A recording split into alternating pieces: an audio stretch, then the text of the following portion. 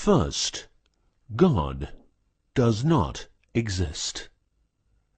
But don't worry, what does exist is good, as opposed to evil.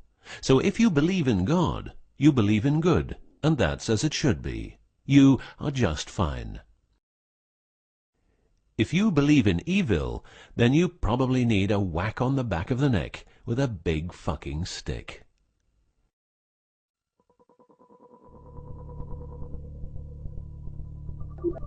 Around 5000 BC, we, Homo sapiens, were genetically modified by space aliens. These aliens first landed where the river Euphrates enters the Persian Gulf. The reason is that in that area, a high concentration of what is called monatomic gold is found in the seawater, while nowadays the highest concentration is found on the islands of Hawaii. The aliens were members of the Annunaki Empire, and were on a quest to find this metal that is supposed to enhance and repair all bodily functions and stop the body from aging. Monatomic gold is what is called a superconductive metal. Superconductivity means that if you transport, for example, electricity through a line made of this material, you would not lose any energy as a result of heat dissipation. So if you input 100% of energy, you also output 100% of energy. Now apply this principle to your brain, which is a huge, sensitive electrical machine. The monatomic gold makes your neural pathways act like quantum drive superhighways. This means that all your senses will receive input optimally. In turn, these inputs will be processed optimally, and those parts of your brain you don't use will become more active, so enhancing your memory, making you better understand problems, allowing you to sense evil, detecting lies, becoming telepathic, and even being able to time travel in your mind by seeing the past or the future.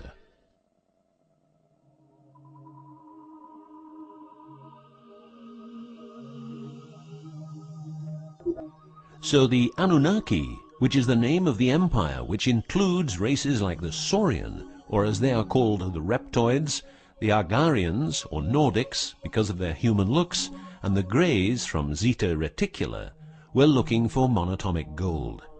This involved enormous effort because it had to be extracted from seawater, or by processing it in such a way that the gold, usually in pairs of 8 atoms per molecule, could be separated into individual particles.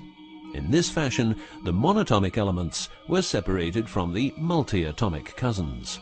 In a similar way, uranium-235 is produced. For the use as intelligent slaves, the Annunaki took a man, let's call him Adamski, and took out a part of a rib. This is because the rib is a part of the human body that can be removed without causing too much damage, and because the rib contains bone marrow, it's a perfect source for DNA. The Annunaki modified the DNA for a better manipulation of the humans and implanted it into a woman, let's call her Mulva. Mulva then had children with Adamski, and their children were, just like Mulva, genetically modified. These humans worked for the Annunaki, but not a lot of humans knew about the Annunaki, and then, for some reason, the Annunaki disappeared. An interesting detail is that the symbol for human DNA resembles the word Yah, which is God, but surely this is a coincidence.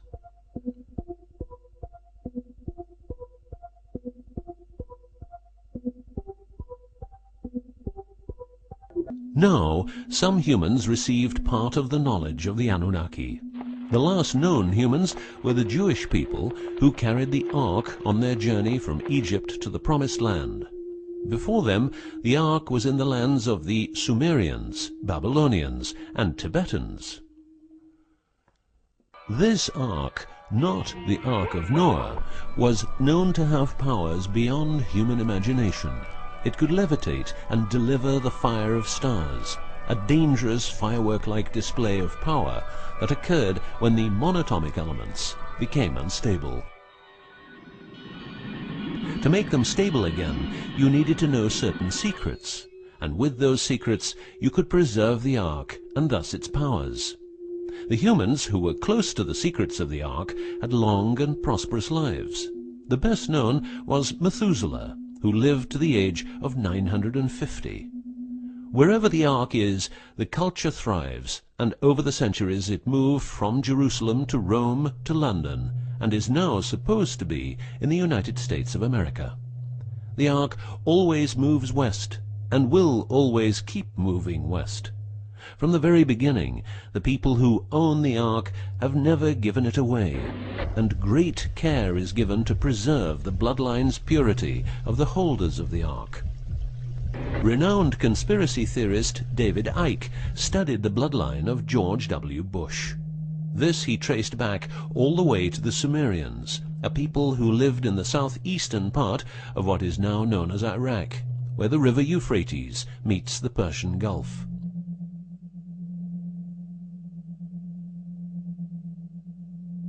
The secrets of the elements of the Ark, scientifically known as ORMs, orbitally rearranged monatomic elements, are nowadays hidden by secret societies that have control over society worldwide. The word ORM is the same as the Hebrew word which means the tree of life. ORMs consist of 8 metals. These 8 metals are ruthenium, rhodium, palladium, and silver, known as the light platinum group, and osmium, iridium, platinum, and gold, known as the heavy platinum group. Gestation of these metals in monatomic form prolongs life and enhances and repairs bodily functions. By following what is called a wide-spectrum diet, we can provide our bodies with monatomic superconductive elements. In other words, by eating a lot of grapes, carrots, all blue and dark red fruit and vegetables, and also much other fruit, vegetables, and fish.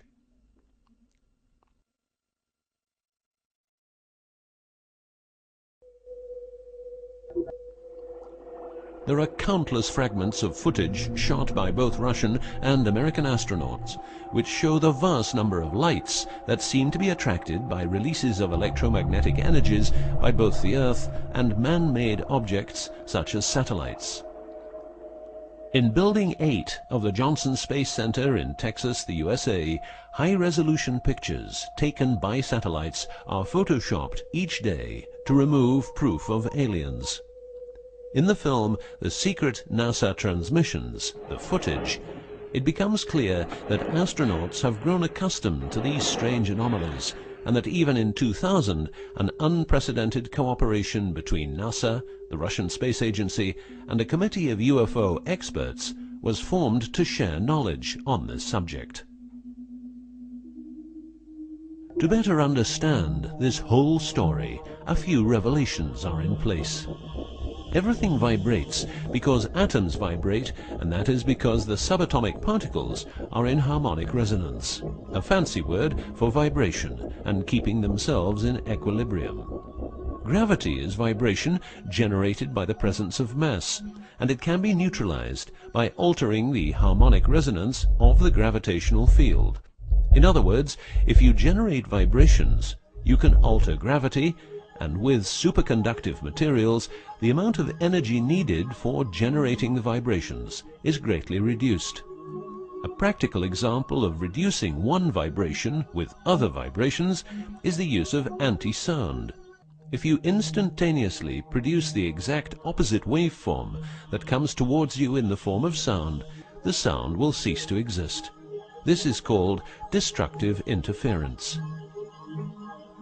One of the forms of creating anti-gravity is called auditive levitation, a method used by Tibetan monks to elevate rocks over 250 meters high and 250 meters distance. By arranging drums and trumpets extremely precisely, together with some 100 men chanting, all arranged in a precise manner, the monks, after about 5 minutes, could levitate a rock weighing a ton and place it exactly where they wanted it. Theorists around the world theorize that huge monuments like those of the Egyptians and Mayan people were built this way. Other examples of anti-gravity we find in the vast amount of UFO sightings. These UFO sightings are actually experiments run by governments in their search for anti-gravity propulsion. So, if the technique is known, why don't we all transport using anti-gravity propulsion?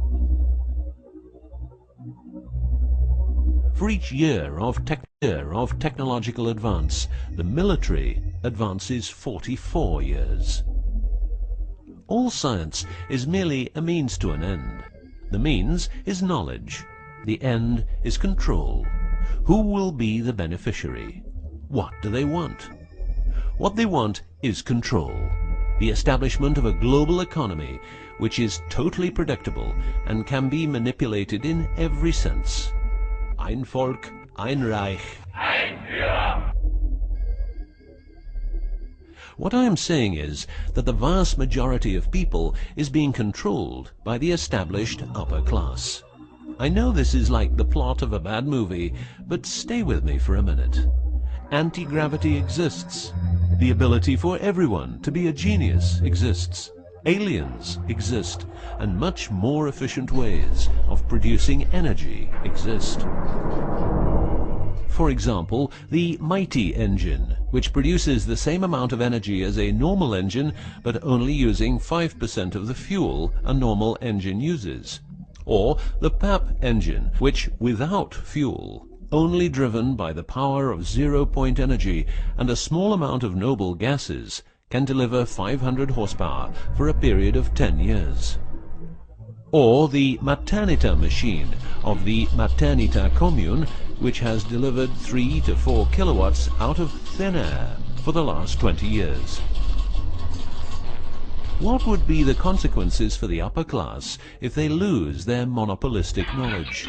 What would happen to them if people would know about the secrets they're holding for us? If I don't need any more gasoline, what would happen? If I don't need any more electricity or gas, what would happen? If I don't need any more medicines from the pharmaceutical industry, what would happen? In order to ensure their powers, the upper class, some call them the Illuminati, handles a strict agenda. The agenda has the aim to prepare the world for world domination, beginning in the US and Europe. According to conspiracy theorists around the world, this is what they are doing as preparation. By the way, these people are extremely smart and fanatic, extremely rich, and they have tried it before. Then they were called the Nazis.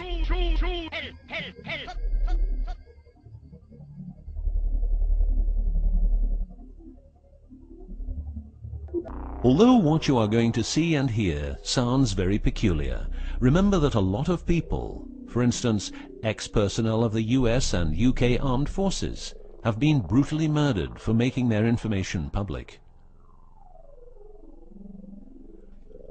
Let's begin with 9/11, but first a little history.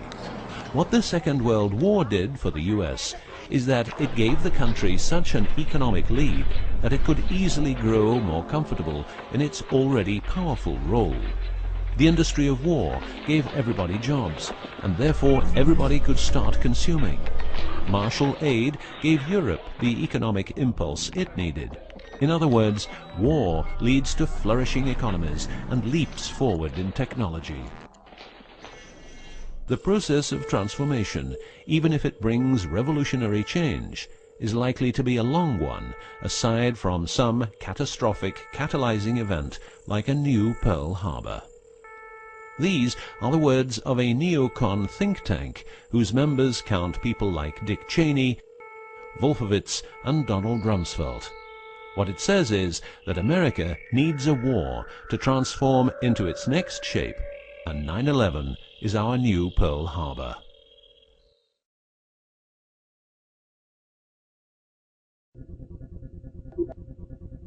In the manipulation of people, one of the strongest weapons is to make people believe someone else did it.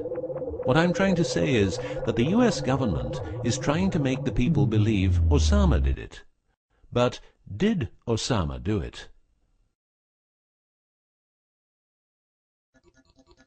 Did you know that 6 weeks before the WTC towers collapsed, the owner had a new insurance policy made up, ensuring that the owner, if the towers would collapse due to a terrorist attack, would receive the amount of $3.5 billion.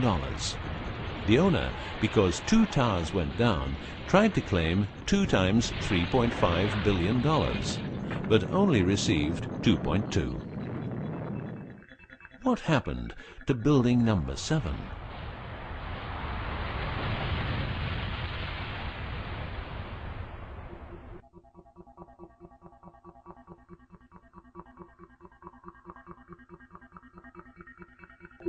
In order to control people who can be a hazard to the bad guys have control of a number of tools. One of these tools is the remotely operated electromagnetic frequency weapon. These use microwave, ELF, extremely low frequencies, and acoustic frequencies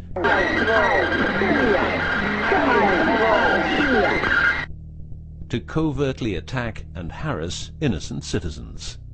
The use of frequency weapons on humans for behavioral control and murder is not new.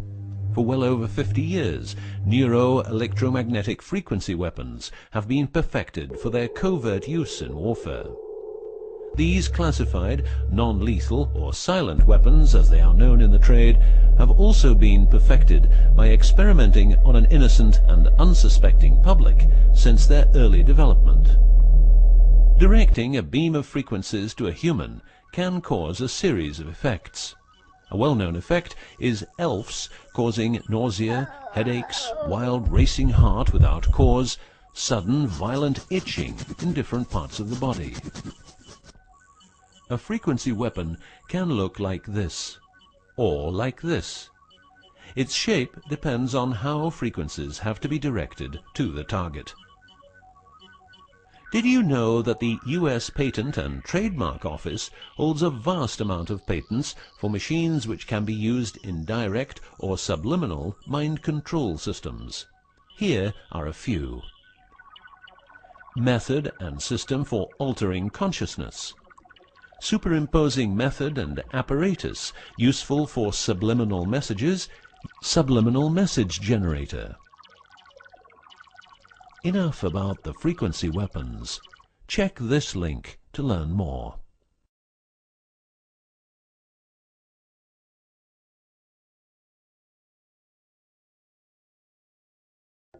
You will realize that to control people, you have to know what they are communicating. So in the 1950s, the UK and USA decided to set up the world's biggest espionage network to make sure all communications between Russians and spies or allies were monitored. This system has continuously been updated since the day it became operational. The system's name is Echelon and consists of a vast network of listening posts, extremely advanced computers, an enormous number of people, dishes, and taps. Echelon's computers capture every communication via Internet, GSM, UMTS, landlines, TV and radio broadcasts, satellite communications, private, military, and diplomatic, and listens to every word. The computers work with a list of keywords, and when a message contains one or more keywords, the message is directed to a specialist who examines the message. If it is suspicious, further action may be taken. Echelon centers are around the world, but here are the best-known locations. Menwith Hill, North Yorkshire, England. HARP, Remote Mind Control Computer Center, Alaska. Pine Gap, near Alice Springs, Northern Territory, Australia. Pine Gap has a complex of radomes, a huge computer room, and about 20 support buildings. The signals analysis section of the computer room is staffed exclusively by CIA and NSA analysts. Within the USA, Australia and the UK, the NSA can plug into every telephone call and message entering, leaving or transiting the country. The NSA is also constructing a network of towers up to 500 feet high, each tower at a distance of 200 miles from each other and stretching from the east to the west of the US. The network is called GWEN, Ground Wave Emergency Network. This network transmits very low frequencies combined with ultra-high frequencies and is used in case the communication systems in the US are rendered useless because of a nuclear attack. Coincidentally, the frequencies of GWEN coincide with the frequencies being used by frequency weapons. Also coincidental is the fact that mobile telephone systems like GSM and UMTS also operate in the same frequency areas as some frequency weapons.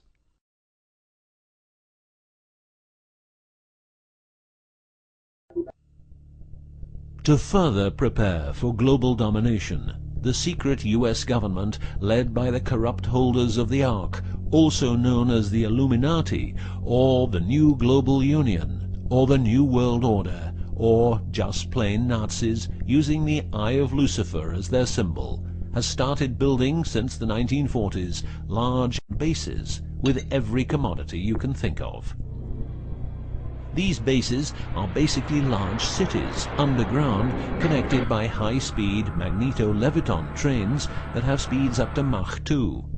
According to Phil Schneider, the black budget is a secret budget that garners 25% of the gross national product of the United States. The black budget currently consumes trillions of dollars per year.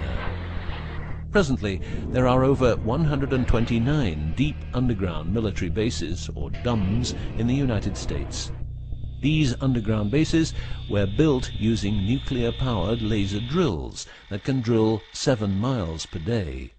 Also, dedicated nuclear explosions were held to create large underground spaces.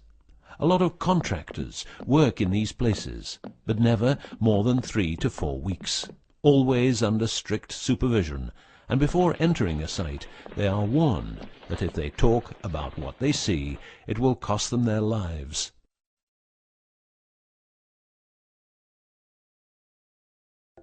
As mentioned, men are the result of a genetic modification by space aliens. These aliens have been on Earth for a long time and lived in large underground cities all over the world.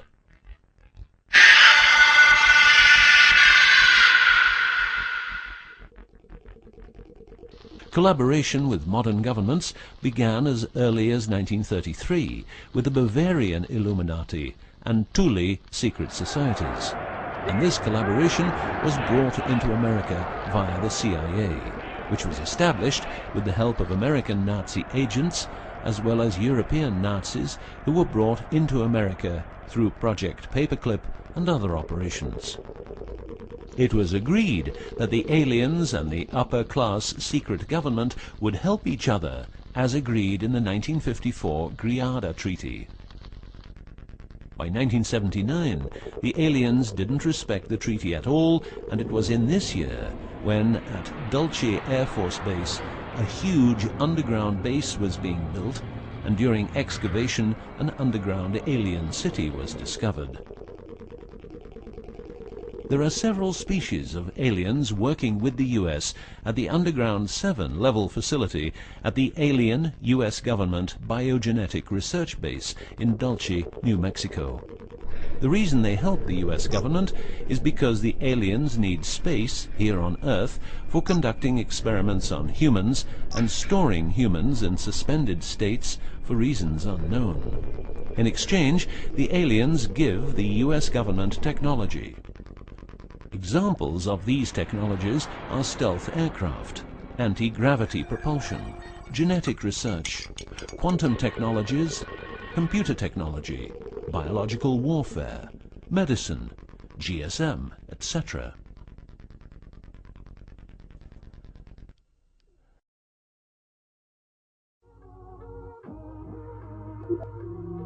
The greatest weapon the devil has is the disbelief people have in him. The devil represents evil, and those who want to dominate are the evil ones because they keep their knowledge from saving lives and improving the world. Instead, the evil ones will make the people more docile and stupid, using more tricks in order to achieve their goal, which is world and universal domination. The story of the aliens seems so unreal that, like the devil, it is subject to ignorance and ridicule, and that is its greatest weapon.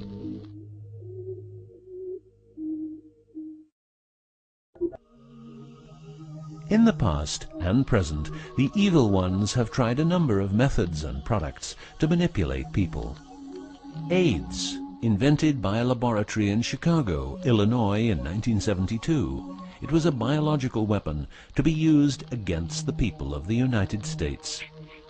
Second, the US government has a Tesla device to generate earthquakes. NASA only landed on the moon once. Almost 90% of drugs trafficking is organized by the biggest secret services in the world, like CIA, NSA, MI5, MI6, and so on. Since the US is in Afghanistan, poppy production has reached an all-time high, and never has there been so much heroin on the market. People who don't need drugs needn't worry.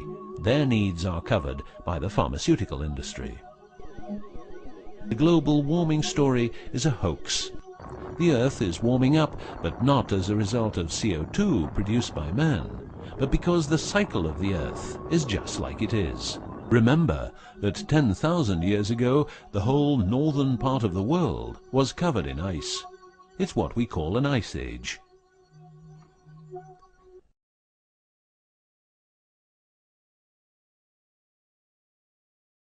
The Ark, in its recent form, started its journey in the deserts of Egypt and was carried to the Holy Land by the Jewish people. In Jerusalem, the Ark started its journey around the world, heading west. Everywhere the Ark has been, one or more obelisks are erected as a symbol of establishment. In the future, the Ark will travel to China, Russia, Iran, until it reaches Jerusalem again, which means the whole world will be under the influence of Lucifer's eye. That will be the moment the Annunaki Empire will settle and rule Earth uncovertly. On many important sites in the world, buildings carrying symbols of Lucifer's return are common. The best-known example is the Pentagon, which suggests a pentagram referring to the Jewish symbolism and the symbolism of the Ark. Another example is the Israeli High Court. It's a building with dozens of satanic and secret symbols. Like the eye of Lucifer, an inverted cross you can walk on. Its numerical anomalies. It was built in exactly 750 days. Used exactly 250,000 stones, all hand-laid, and was funded by the Rothschilds, the founders of the central banks and the World Bank. These buildings celebrate the coming of and will serve as headquarters for the evil ones. From here, every communication will be monitored. The underground cities will then be used as detention camps, where the bodies of resistance people will be converted into soulless zombies. The army of the NWO and its intelligence agencies will be able to track and trace everybody on Earth and influence their opinions or simply dispose of them. Socially, everybody will be watched by their neighbors and friends and mobbed if they have different opinions. The rich, richer and smarter, the poor, poorer and dumber, will support the pyramid with Lucifer's eye on top, as it has always been. This will be the future, and the future is now.